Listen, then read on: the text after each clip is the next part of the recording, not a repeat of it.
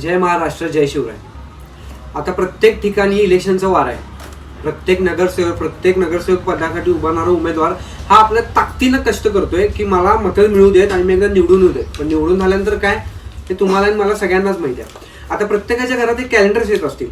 प्रत्येक उमेदवार आपल्या वॉर्डमध्ये आपल्या जनतेला काही ना काहीतरी कॅलेंडर्स वाटतात किंवा प्रत्येक गोष्ट वाटतात जेणेकरून नागरिक आकर्षित होतील. आहेत असे बरेच नागरिक आहेत जे काही काही छोट्या मोठ्या गोष्टींकडे आकर्षित होऊन मतदान देतात पण नंतर ओरडत बसतात की आपला देश असा झाला की आपल्या वार्डाकडे लक्ष दिलं नाही. पण याला जबाबदार आपणच आहोत.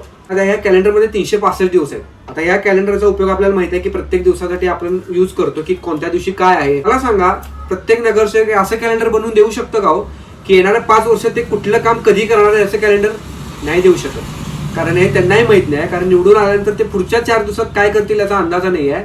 तर येणाऱ्या पुढच्या 5 वर्षात ते काय काम करतील ह्याचं कॅलेंडर त्यांच्याकडे नसणार आहे आणि ते देऊ पण शकणार नाहीत. कारण एकदा ते निवडून गेले की तुम्ही मग टाटा बाय बाय. मला हेच सांगायचं आहे की तुम्ही ज्यावेळी मतदान कराल ना त्या विचार करून करा.